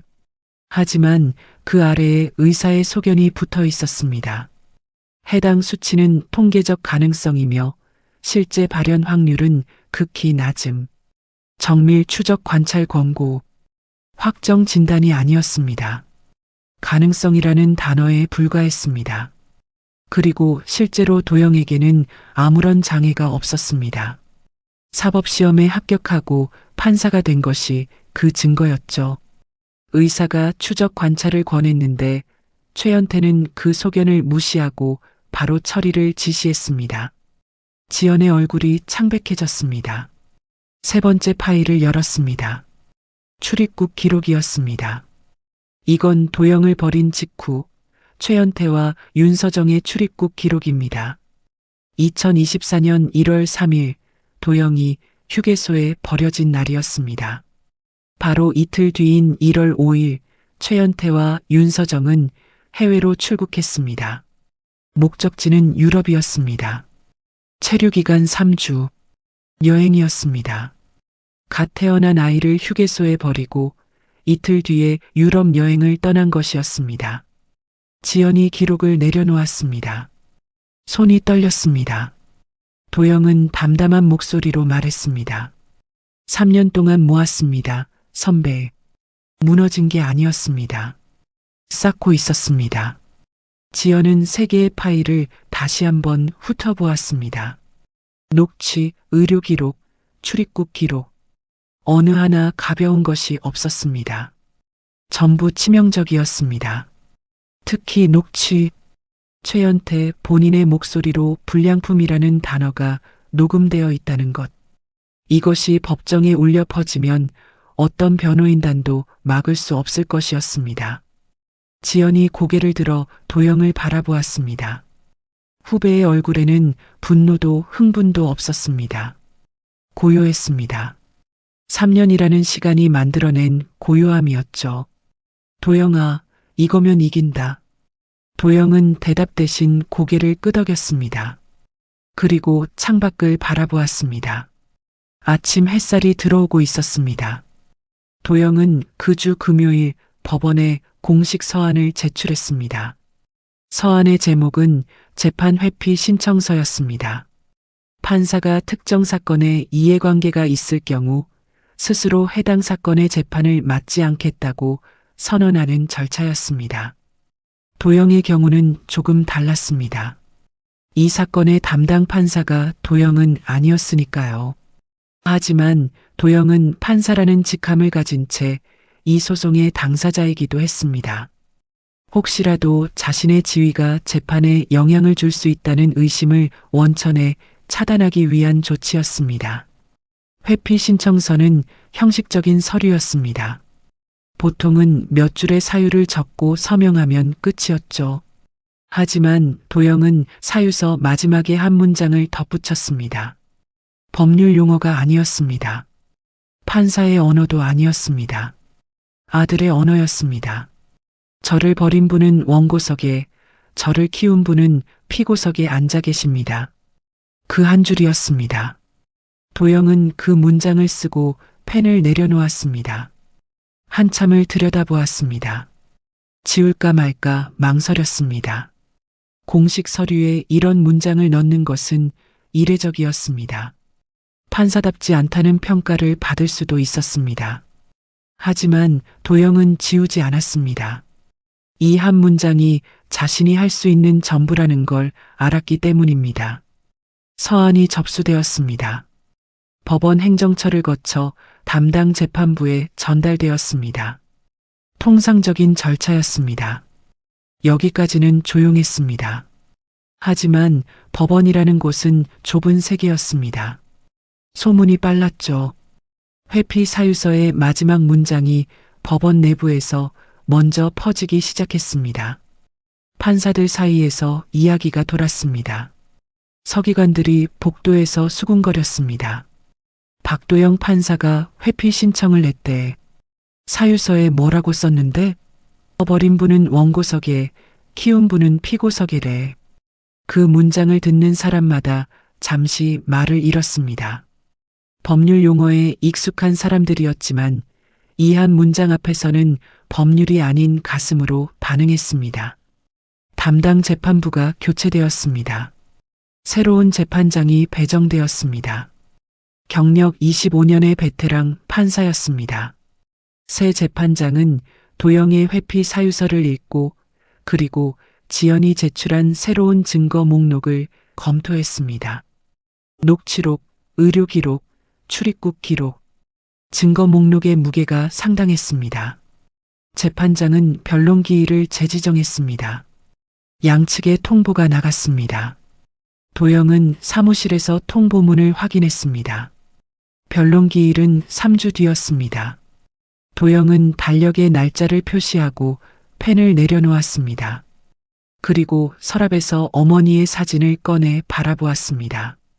빛바랜 사진 속에서 젊은 여자가 웃고 있었습니다. 갓난아기를 안고 환하게 웃는 얼굴. 도영은 사진을 책상 위에 세워놓았습니다. 법전 옆에 나란히 놓았습니다. 법과 사람. 그 사이에서 도영은 3주를 기다리기로 했습니다. 그런데 도영이 예상하지 못한 일이 벌어졌습니다. 회피 사유서는 법원 내부 문서였습니다. 외부에 공개되는 서류가 아니었죠. 하지만 누군가가 그 마지막 문장을 밖으로 흘렸습니다. 누구인지는 알 수 없었습니다. 법원 직원일 수도 있고 서류를 열람한 관계자일 수도 있었습니다. 확실한 것은 하나였습니다. 그 한 문장이 기자의 손에 들어갔다는 것이었습니다. 기사가 나기 전 최연태 측에 먼저 소식이 전해졌습니다. 새로운 증거 목록이 공식 통보된 것이었습니다. 법원에서 보낸 서류에는 증거 3건의 목록이 적혀 있었습니다. 첫째, 강만호의 녹취록. 둘째, 태아 유전자 검사 원본 및 의사 소견서. 셋째, 출입국 기록. 최연태의 수석 변호사가 긴급 회의를 소집했습니다. 서울 강남의 대형 로펌 회의실이었습니다. 넓은 테이블에 변호사 12명이 앉아 있었습니다. 상석에는 최연태가 있었습니다. 그 옆에 윤서정이 앉아 있었죠. 분위기가 무거웠습니다. 형광등 불빛이 유난히 차갑게 느껴졌습니다. 수석 변호사가 입을 열었습니다. 회장님, 상대 측에서 새로운 증거를 제출했습니다. 3건입니다. 최연태는 안경을 고쳤으며 고개를 끄덕였습니다. 여유로운 표정이었습니다. 수십 년간 사업을 하며 위기를 수없이 넘겨온 사람이었으니까요. 하지만 수석 변호사의 다음 말에 그 여유가 깨졌습니다. 첫 번째 증거가 녹취록입니다. 32년 전 회장님께서 강만호 전 집사에게 지시하신 내용이 녹음되어 있습니다. 최연태의 얼굴에서 혈기가 빠졌습니다. 안경 너머의 눈이 흔들렸습니다. 입술이 한번 떨렸습니다. 테이블 위에 올려놓은 손이 주먹으로 변했습니다. 그 녹취를 어디서 구한 거야? 목소리가 낮았습니다. 하지만 그 안에 담긴 것은 분노가 아니었습니다. 두려움이었습니다. 32년 전 자신이 뱉은 말이 고스란히 녹음되어 있다는 사실, 그 테이프가 법정에서 재생될 것이라는 사실, 최연태의 등에 식은땀이 흘렀습니다. 수석 변호사가 이어서 말했습니다. 강만호 전 집사가 당시 녹음기로 기록한 것으로 보입니다. 현재 강만호 씨는 증인으로 출석할 의사가 있다고 합니다. 또한 유전자 검사 원본에는 담당 의사의 소견이 첨부되어 있는데 실제 장애 발현 확률은 극히 낮다는 내용입니다. 회의실이 조용해졌습니다. 변호사 12명 중 누구도 입을 열지 못했습니다. 이 증거들이 법정에 제출되면 어떤 일이 벌어질지 모두가 알고 있었습니다. 친생 부모의 권리를 주장하는 소송에서 그 부모가 아이를 버린 이유가 불량품이라는 판단 때문이었다는 것이 밝혀지면 법적 승패를 떠나 최연태는 끝이었습니다. 윤서정이 입을 열었습니다. 손수건을 꽉 쥔 손이 하얗게 질려 있었습니다. 합의를 다시 하면 안 될까요? 금액을 올려서 50억이면 되지 않을까요? 최연태가 고개를 돌려 아내를 바라보았습니다. 그리고 소리쳤습니다. 회의실 벽이 울릴 만큼 큰 소리였습니다. 돈 문제가 아니야. 변호사들이 움찔했습니다. 윤서정의 어깨가 떨렸습니다. 최연태는 의자를 뒤로 밀며 일어섰습니다. 창가로 걸어갔습니다. 강남의 빌딩 숲이 내려다 보였습니다. 자신이 일궈낸 제국이었습니다. 수십 년간 쌓아 올린 것들이 유리창 너머로 펼쳐져 있었죠. 이게 나가면 그룹이 끝이야. 장애가 의심된다고 갓난아기를 버렸다는 게 세상에 알려지면 주가가 어떻게 되겠어? 거래처가, 투자자가 어떻게 보겠어? 최연태의 목소리가 갈라졌습니다. 처음이었습니다. 이 방 안에 있는 누구도 최연태가 이렇게 흔들리는 모습을 본 적이 없었습니다. 철의 의지라 불리던 사람이 창가에 서서 이마를 짚고 있었습니다. 손가락이 떨리고 있었습니다. 수석 변호사가 조심스럽게 말했습니다. 회장님, 소송 취하를 고려해 보셔야 할 수도 있습니다. 취하? 최연태가 돌아섰습니다. 눈이 충혈되어 있었습니다. 내가 소송을 걸어놓고 꼬리를 내려? 그럼 세상이 뭐라고 하겠어? 유기 사실을 인정하는 꼴이 되잖아. 진퇴양난이었습니다. 소송을 계속하면 녹취가 공개됩니다. 취하하면 유기를 인정하는 셈이 됩니다.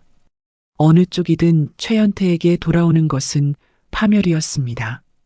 30억으로 아들을 사려 했던 사람이 50억으로 침묵을 사려 했습니다. 하지만 도영이 원하는 것은 돈이 아니었습니다. 그것을 최연태는 아직 이해하지 못하고 있었습니다. 최종 변론 기일이 밝았습니다. 아침부터 법원 앞이 소란스러웠습니다.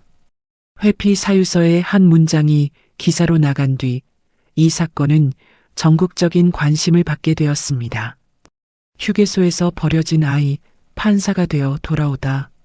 자극적인 제목들이 포털 사이트 첫 화면을 채웠습니다. 방청권을 구하려는 사람들이 새벽부터 줄을 섰습니다. 법원 정문 앞에는 카메라를 든 기자들이 빼곡히 들어서 있었습니다. 서울가정법원 제3호 법정. 오전 10시. 방청석은 빈자리가 하나도 없었습니다. 복도까지 사람이 넘쳤습니다. 법원 경비가 질서를 유지하느라 분주했죠. 이런 광경은 이 법정에서 처음이었습니다. 가정법원의 재판은 보통 조용했으니까요. 피고석에 박종수가 앉아 있었습니다. 오늘도 양복을 빌려 입었습니다. 지난번보다 넥타이 매듭이 반듯했습니다. 아마 도영이 전날 밤에 연습시켜준 것이겠죠. 하지만 종수의 얼굴에는 긴장이 가득했습니다. 이렇게 많은 사람 앞에 앉아본 적이 없었으니까요. 두 손을 무릎 위에 올리고 꼼짝하지 않았습니다. 원고석에는 최연태와 윤서정이 나란히 앉아 있었습니다. 최연태는 표정을 감추고 있었지만 턱 근육이 미세하게 움직이고 있었습니다. 이를 악물고 있는 것이었죠. 윤서정은 고개를 숙이고 손수건을 만지작거렸습니다. 지난 심리 때와 같은 모습이었습니다. 하지만 눈가에 붉은 기운은 없었습니다. 오늘은 울고 있지 않았습니다. 아니, 울 여유가 없었을 것입니다. 재판장이 입장했습니다. 법정이 조용해졌습니다. 기침 소리 하나 들리지 않았습니다. 재판장이 착석하고 심리 개시를 선언했습니다. 그리고 피고 측 증인을 호출했습니다. 증인 박도영, 출석해 주십시오. 법정 뒤쪽 문이 열렸습니다. 도영이 걸어 들어왔습니다. 법복이 아니었습니다. 평범한 남색 양복을 입고 있었습니다. 넥타이는 매지 않았습니다. 판사가 아닌 한 사람의 아들로서 이 자리에 선다는 뜻이었죠. 도영의 걸음은 느리지도 빠르지도 않았습니다. 시선은 정면을 향하고 있었습니다. 방청석 수백 개의 눈이 도영을 따라 움직였습니다. 도영이 증인석에 섰습니다. 선서를 마쳤습니다. 지연이 자리에서 일어섰습니다.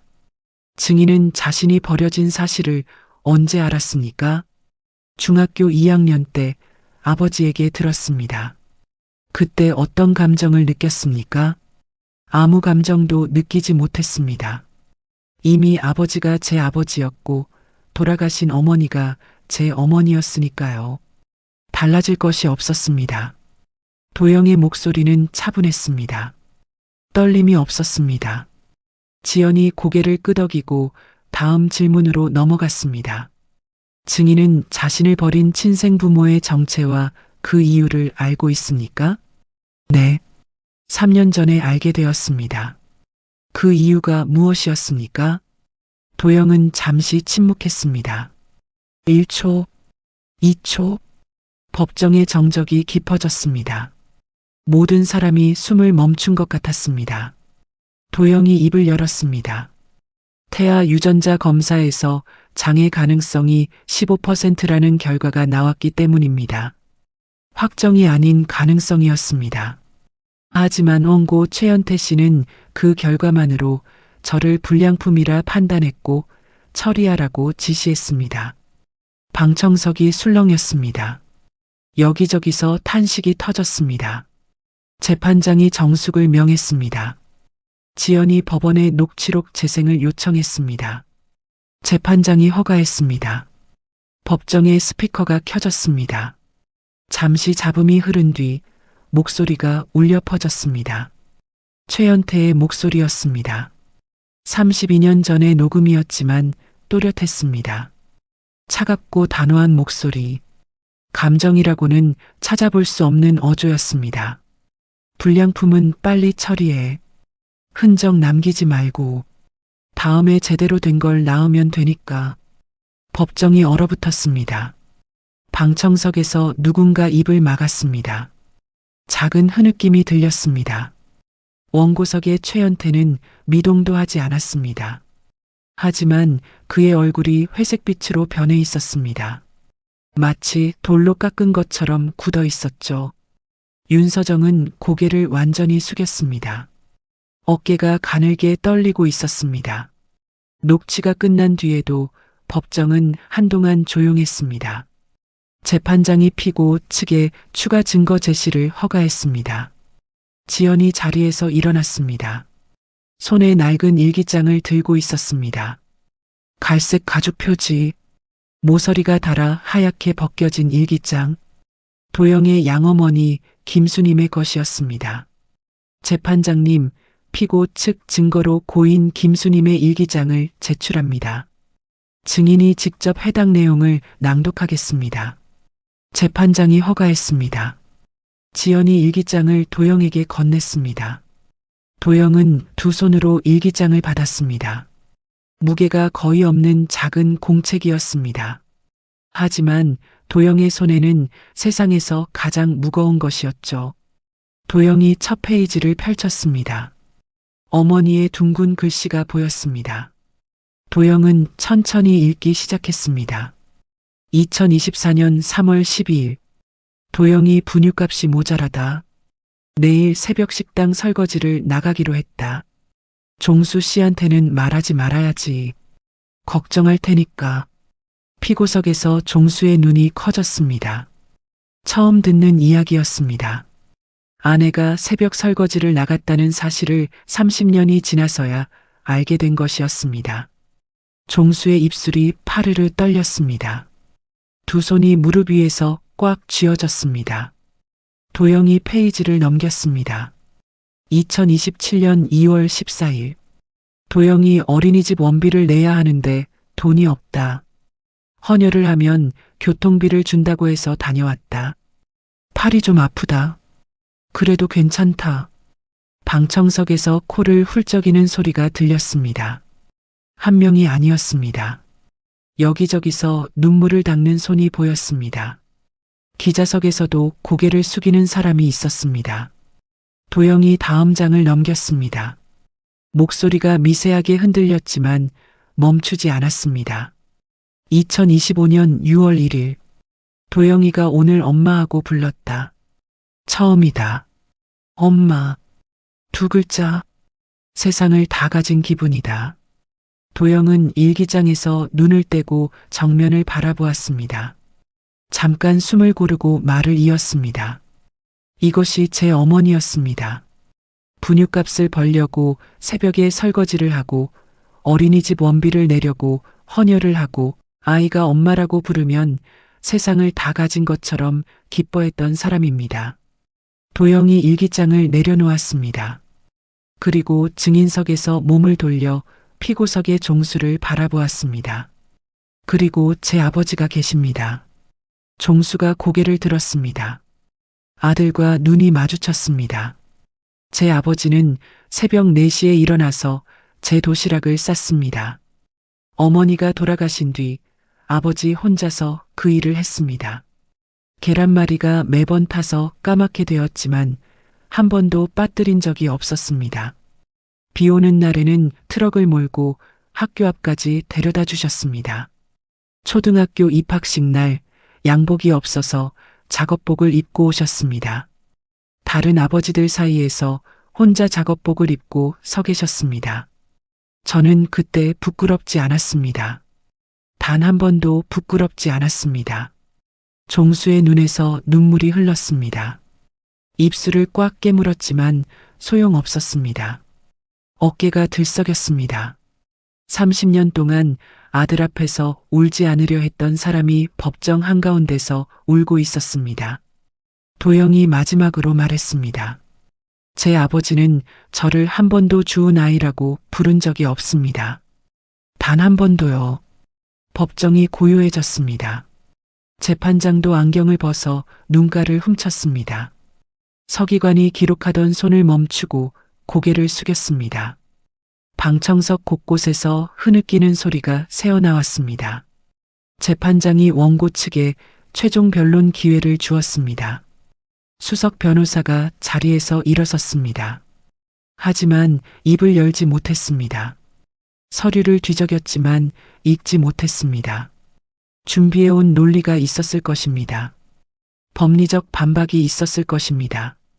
하지만 방금 이 법정에서 울려 퍼진 것은 법리가 아니었습니다.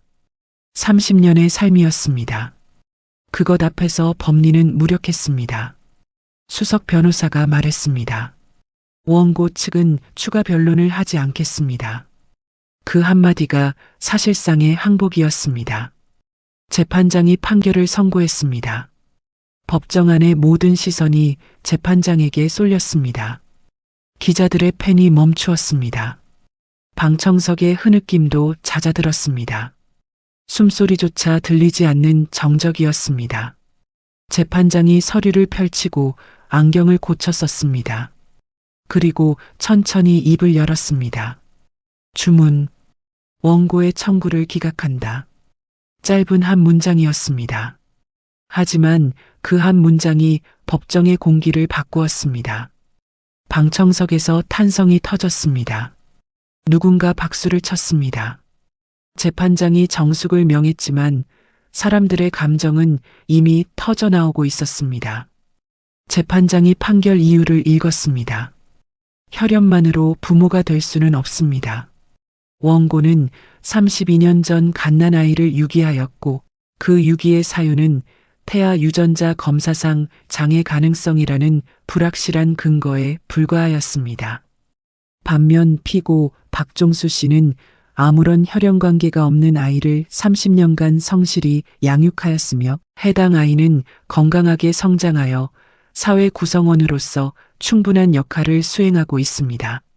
30년간의 양육 사실은 혈연에 기반한 친생자 관계에 우선합니다. 재판장이 서류를 내려놓았습니다. 원고의 친생자인지 청구는 법적으로 타당하더라도 양육권 반환 청구는 자녀의 복리와 30년간의 양육 사실에 비추어 인용할 수 없습니다. 이상 선고를 마칩니다. 법봉이 울렸습니다.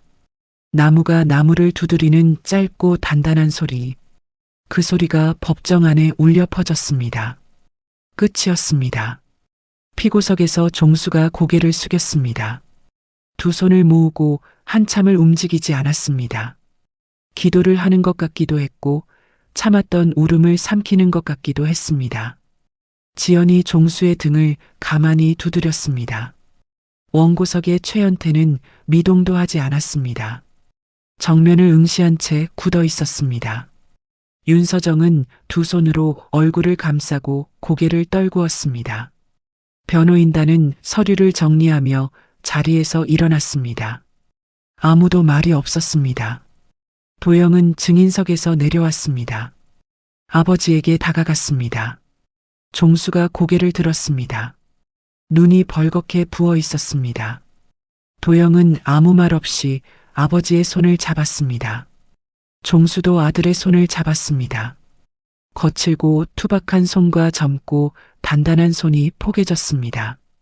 두 사람은 그렇게 손을 잡은 채 법정을 나섰습니다. 법원 현관을 나서자 카메라 플래시가 쏟아졌습니다. 기자들이 몰려들었습니다. 마이크가 사방에서 내밀어졌습니다. 질문이 빗발쳤습니다. 박 판사님, 소감 한 말씀 부탁드립니다. 양부에 대해 한마디 해주세요. 친부모 측에 하고 싶은 말씀이 있으십니까? 도영은 걸음을 멈추었습니다. 아버지의 손을 잡은 채로 기자들을 바라보았습니다. 카메라 렌즈 수십 개가 도영의 얼굴을 향하고 있었습니다. 도영은 한번 깊이 숨을 들이쉬었습니다.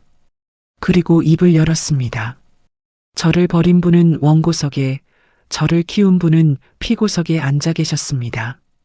기자들의 펜이 빠르게 움직였습니다. 카메라 셔터 소리가 연이어 울렸습니다. 도영이 말을 이었습니다. 누가 부모인지는 법이 아니라 여러분의 가슴이 아실 겁니다. 그것이 전부였습니다. 도영은 더 이상 말하지 않았습니다. 아버지의 손을 잡고 계단을 내려갔습니다. 기자들이 뒤따라왔지만 도영은 돌아보지 않았습니다. 종수도 돌아보지 않았습니다. 두 사람은 나란히 걸었습니다. 봄 햇살이 법원 계단 위에 쏟아지고 있었습니다. 1시간 뒤 도영의 한마디가 실시간 검색어 1위에 올랐습니다. 포털 사이트 첫 화면이 그 문장으로 도배되었습니다. 댓글이 수만 개 달렸습니다. 사람들은 울었습니다. 분노했습니다. 그리고 박종수라는 이름 석자 앞에서 고개를 숙였습니다. 법원을 나서는 최연태 회장의 얼굴에 카메라 플래시가 쏟아졌습니다. 30년 전 휴게소에 버린 것은 불량품이 아니었습니다. 자기 인생 최대의 판결이었습니다. 판결 다음 날 도영은 연차를 냈습니다. 짐이라고 할 것도 없었습니다. 작은 가방 하나에 옷 몇 벌을 넣었습니다. 그리고 냉장고에서 빈 반찬통 2개를 꺼내 가방 옆에 나란히 놓았습니다. 아버지에게 돌려줄 깍두기 통과 멸치볶음 통이었습니다. 도영은 서울역에서 기차를 탔습니다. 창밖으로 도시가 멀어졌습니다.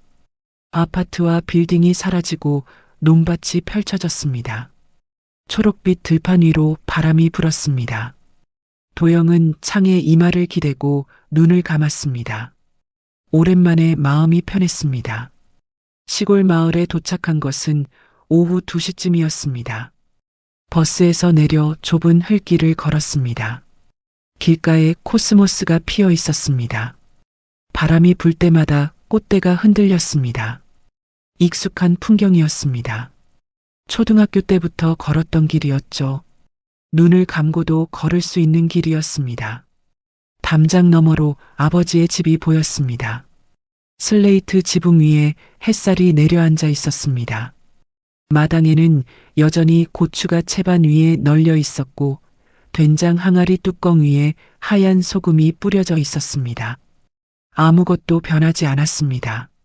서울에서는 온 나라가 떠들썩했지만 이 마을은 고요했습니다. 마당에 들어서자 종수가 보였습니다. 쪼그려 앉아 고추를 뒤집고 있었습니다. 어제 법정에서 울던 사람과 같은 사람이라고는 믿기 어려울 만큼 평범한 모습이었습니다. 구부정한 등, 햇볕에 그을린 뒷목, 흙 묻은 고무장갑. 그게 아버지였습니다. 종수가 인기척에 고개를 들었습니다. 아들이 서 있었습니다. 가방을 든 채 마당 입구에서 웃고 있었습니다. 종수의 눈이 커졌습니다. 그리고 이내 입꼬리가 올라갔습니다. 환하게 웃지는 않았습니다. 종수는 원래 그런 사람이었으니까요. 대신 눈이 웃었습니다. 주름 사이로 작은 빛이 새어나왔습니다. 왔나? 네, 아버지. 밥은 먹었나? 기차에서 김밥 하나 먹었어요. 그게 밥이가. 들어와. 밥 해줄게. 종수가 고무장갑을 벗으며 일어섰습니다.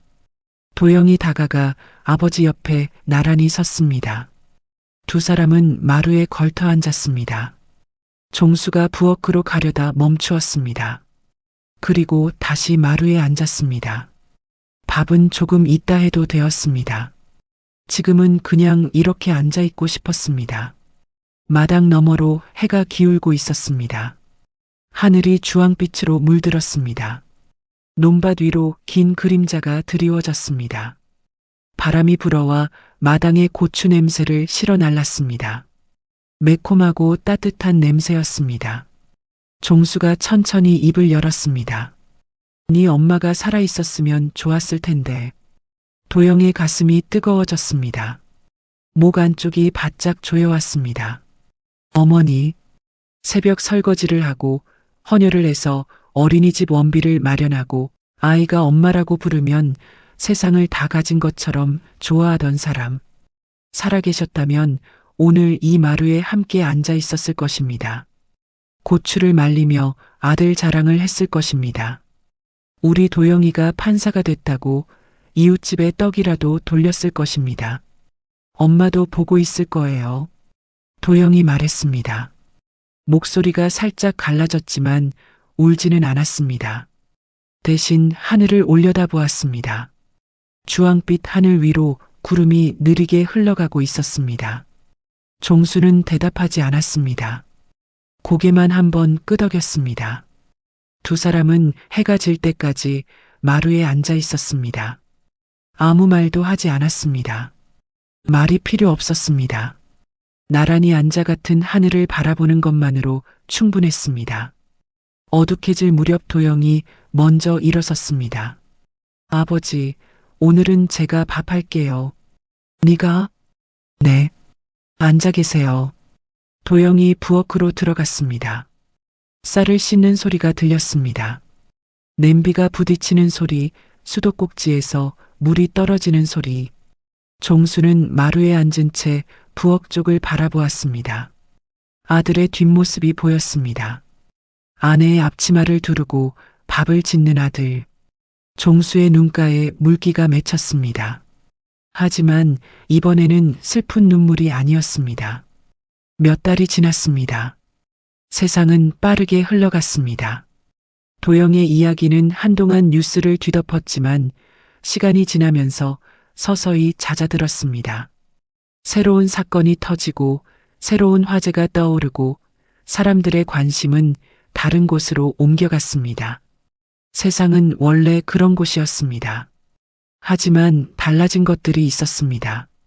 성진그룹 최연태 회장은 경영 일선에서 물러났습니다. 공식적으로는 건강상의 이유라고 발표되었지만 진짜 이유를 모르는 사람은 없었습니다. 녹취록이 공개된 뒤 주가가 폭락했습니다. 거래처들이 등을 돌렸습니다. 30년간 쌓아올린 철의 의지라는 별명은 하룻밤 사이에 무너졌습니다. 갓난아기를 불량품이라 부른 사람. 세상은 그를 그렇게 기억하게 되었습니다. 윤서정은 재단 이사장직에서 사퇴했습니다. 자선행사에서 온화한 미소를 짓던 여자. 그 미소 뒤에 숨겨진 진실을 세상이 알아버렸으니까요. 둘째 아들 최준혁은 음주운전 재판을 받고 있었습니다. 세 번째 적발이었으므로 실형이 예상되었습니다. 도영은 그 소식들을 뉴스로 접했습니다. 감정이 잃지 않았습니다. 통쾌하지도 슬프지도 않았습니다. 그 사람들은 자신의 선택에 대한 결과를 받고 있는 것이었습니다. 도영이 만든 결과가 아니었습니다. 32년 전 그들 스스로 만든 결과였죠. 도영의 일상은 다시 조용해졌습니다. 매일 같은 시간에 출근하고 같은 자리에 앉아 서류를 읽었습니다. 법복을 입고 법정에 섰습니다. 달라진 것이 있다면 책상 위 풍경이었습니다. 법전 옆에 사진 한 장이 세워져 있었습니다. 젊은 여자가 갓난아기를 안고 웃는 사진. 어머니 김수님이었습니다. 그리고 사진 옆에는 반찬통이 하나 놓여 있었습니다. 아버지가 보낸 깍두기 통이었습니다. 뚜껑 안쪽에는 늘 포스트잇이 붙어 있었습니다. 삐뚤빼뚤한 글씨.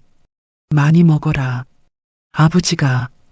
동료 판사가 도영의 책상을 지나가다 반찬통을 보고 웃었습니다. 박 판사, 아버지가 또 보내셨어? 네. 좋겠다. 우리는 보내달라고 해도 안 보내는데. 도영은 웃었습니다. 소리 없이 눈으로만 웃었습니다. 아버지를 닮은 웃음이었습니다. 점심시간이었습니다. 도영은 사무실에서 밥을 먹었습니다. 전자레인지에 데운 밥 위에 깍두기를 올렸습니다. 아삭하게 씹히는 소리가 조용한 사무실에 퍼졌습니다. 한 입 먹을 때마다 아버지의 부엌이 떠올랐습니다. 투박한 손으로 고춧가루를 버무리는 모습, 물을 썰다 손을 베고도 아무렇지 않은 척하는 모습, 그 손이 만든 깍두기였습니다. 밥을 다 먹고 도영은 아버지에게 전화를 걸었습니다. 신호음이 3번 울린 뒤 익숙한 목소리가 들렸습니다. 왜 무슨 일이가? 아버지, 깍두기 잘 먹었어요. 맵지는 않나? 딱 좋아요. 그래, 다 먹으면 통 보내라. 또 담가줄게. 전화기 너머로 TV 소리가 들렸습니다. 마루에 앉아 텔레비전을 보고 계시는 거겠죠. 평범한 오후였습니다. 아들이 전화하고 아버지가 받고 깍두기 이야기를 하고 전화를 끊는 오후. 세상에서 가장 평범하고 세상에서 가장 귀한 오후였습니다. 전화를 끊은 뒤 도영은 법복을 입었습니다. 검은 법복의 단추를 하나씩 잠갔습니다. 거울에 비친 자신을 바라보았습니다. 32살의 판사. 고속도로 휴게소 화장실에서 귤 상자에 담겨 발견된 아이. 트럭 운전사의 아들. 세 개의 이름이 모두 자신이었습니다. 도영은 서류를 들고 사무실을 나섰습니다. 법원 복도를 걸었습니다. 구두 소리가 규칙적으로 울렸습니다. 법정 문 앞에 섰습니다. 손잡이를 잡았습니다. 잠깐 멈추었습니다. 그리고 문을 열었습니다. 세상에는 두 종류의 부모가 있습니다. 낳아준 부모와 살아준 부모. 도영은 운이 좋았습니다. 영하 15도의 밤에 살아준 부모를 만났으니까요. 그날 새벽 휴게소 화장실에서 울던 아이는 대한민국 판사가 되었습니다. 그 아이를 안아 올린 것은 재벌의 손이 아니었습니다. 트럭 운전사의 거칠고 따뜻한 손이었습니다. 판사 박도영은 오늘도 법정에 섭니다. 세상에서 가장 따뜻한 판결을 받았던 그 마음으로. 여기까지가 판사 박도영과 트럭 운전사 아버지 박종수의 이야기였습니다. 듣고 계신 여러분 중에도 계실 겁니다. 말 한마디 없이 새벽에 일어나 밥을 지어주셨던 아버지. 아프면서도 아프다 말 못하셨던 어머니. 돌아보면 그때는 몰랐습니다. 그 투박한 손길이, 그 거친 잔소리가 전부 사랑이었다는 걸요. 오늘 이 이야기를 들으시면서 떠오르신 분이 있으시죠? 그분이 여러분의 진짜 부모이고 진짜 가족입니다. 그 소중한 분을 떠올리시며 댓글에 하트 하나 남겨주세요. 하트를 남겨주신 분의 가정에, 그리고 사랑하는 모든 가족에게 건강과 행복이 가득 찾아갈 겁니다. 영상이 마음에 드셨다면 구독과 좋아요 꼭 부탁드립니다. 여러분의 구독 한 번이 저희에게는 새벽 4시의 도시락 같은 힘이 됩니다. 다음 이야기도 가슴 뭉클한 사연으로 찾아뵙겠습니다. 오늘도 들어주셔서 감사합니다.